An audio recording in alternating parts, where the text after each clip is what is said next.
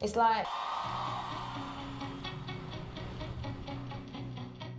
I'm sitting in the centre of Notting Hill Arts Club, and I'm here because on that very stage when I was 17, I did my first ever gig with my guitarist Ben, and there was about 30 people here. And I was so scared, and I just suppose I have an attachment to it because of that reason. I remember wearing an Adidas tracksuit hoodie, my hair slicked with bright blue eyeliner, oh my gosh, jeans and a t-shirt and like these bright green and gold trainers. And it wasn't that long ago. If you guys could only see the amount of raving that I've done in this very area, we're gonna party hard. We're gonna party hard. I've literally raved from 8 o'clock in the evening to 3 a.m. the next day in this very spot. It was a place that I came for pleasure and for personal fun, as well as being able to do shows. So it was always rammed as well, and it always still is now, I'm sure.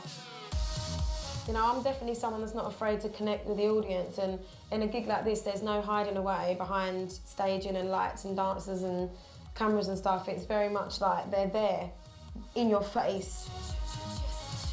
I love doing shows like this. They're always the most fun because the audience gets so involved, and it's always so rammed and hot. I think as a performer, you learn to love every size venue because you're getting a chance to perform. I don't think there's many artists that would say they prefer each or the other. I just think it's a matter of being very humbled that you're even getting the chance to perform in front of anyone that wants to listen. I think it's the most important thing when you write music is to be able to deliver it live. It's like being an amazing shoe designer but not actually being able to make shoes for people to walk in. You know, when you write music, I think you should be able to take it onto a stage and make it a show for people to watch. And I think it's probably the most important part of what I do.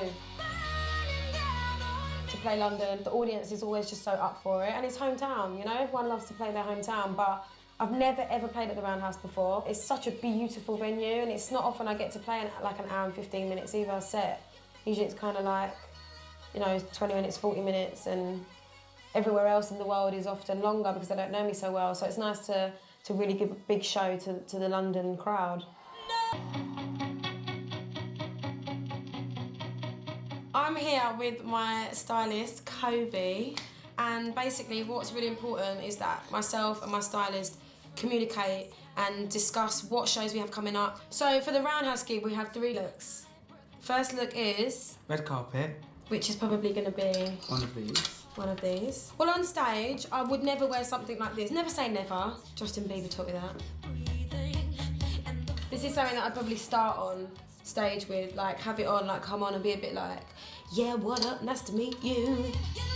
We have the famous price tag trousers. Don't know if you guys remember these. Look how bright it is. It's like the brightest wardrobe you could ever have. So I always get confused when I see in magazines, they'll do like a page of like how to get the Jessie J look, and it's like gothic clothes and like black boots and leggings, and like I'd like to think I'm quite fun with my fashion. So this is kind of showing you guys that I'm not as dark and goth as people think. This is the clock jacket from the Nobody's Perfect video. I actually wore this on So You Think You Can Dance after I'd done the Nobody's Perfect video. And that was when I first ever met will.i.am. And I remember I went up to him and I was like, have you got the time? I think people can underestimate how often we have to do this because it's very rare that I have a day where I have to wear one thing that doesn't change, you know, and there's constant events, there's constant performances, and you have to basically prepare beforehand. It's a lot, and it's a lot of work, but I love it, and it's important, and it's exciting. Like this jacket, oh, I love this jacket. This is one of my favourite catsuits because this was for the Domino video. What I loved about this was that the director then projected this exact print behind me, and if you've seen the Domino video, I just thought that was so clever. And it really made the, you know, the fashion and the visuals all be one thing. And that's definitely the fun thing about wearing clothes like this. This is Jessie J, like this is the showy stuff, but ever since I was young, I've always liked to do things that push boundaries with fashion, and I've never been afraid to try something new. You know, you should never ever become one thing that doesn't change. That's boring. My music won't ever stay the same, so why should my fashion? Basically, you'll see me at the gig at Roundhouse, don't miss it, to find out what I wore. There's no more honest place that you'll find other than London. I'm a London girl, you know, born and bred, and I think it's important to always represent, you know, the country and the place that you're from. So yeah, London is always going to be where my heart is. Here we are.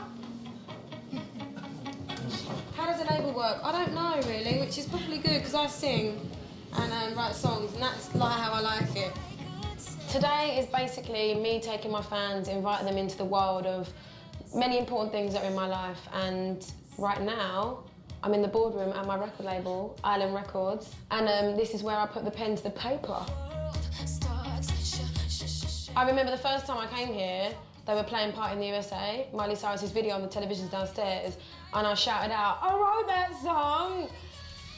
And everyone looked at me like, all right, there we go. Another crazy one to add to the team.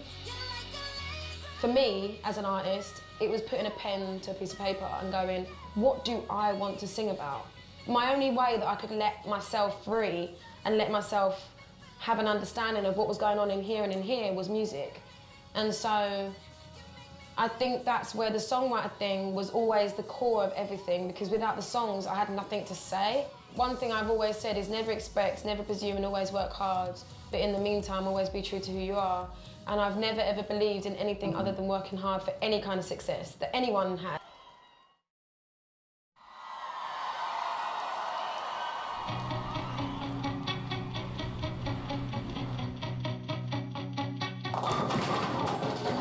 We are here at bowling to have fun with balls. I'm here with my friends. This is our little hangout place where we come. It's nice and private, and we can have a drink and bowl and hang out and actually see each other, you know? This is Jenny, aka Jenny Nails, who does my nails. Ta-da! This is Ange. Hello. Ange is one of my hair assistants with fabulous green hair. This is Olivia, one of my good friends that I grew up with. Thank you. This is Hannah. She plays keys. This is Holly. Hello. She's one of my best friends. We grew up together. He's my drummer. Oh, isn't he cute? And that's Phil, who's my bass player.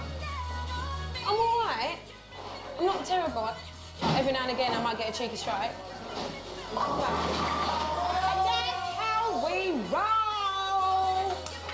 Usually, if I have a day off, I have a whole heap of stuff to do in my personal life. You know, which like go and have physio or go to the gym. You know, those things that are normal that you have to do. But I like to see my family and my friends. And I cook and we watch DVDs, go to cinema, I like to go to bowling. I'm pretty normal and just like the normal fun stuff that everyone else does, yeah.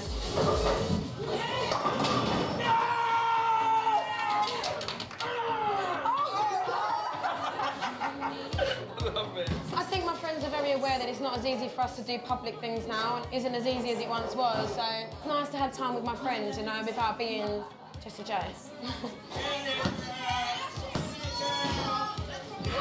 We're all quite outgoing and try and be the funniest, and you can hear how loud everyone's trying to be, but they're great, and they're definitely like my group of friends for life. Like, they've been there for me throughout everything, and a lot of people found it hard when I became successful, and you know, it's a shame because I can't prevent it, I can't change it, it's just something that happened naturally, so these guys are the ones that stuck by me.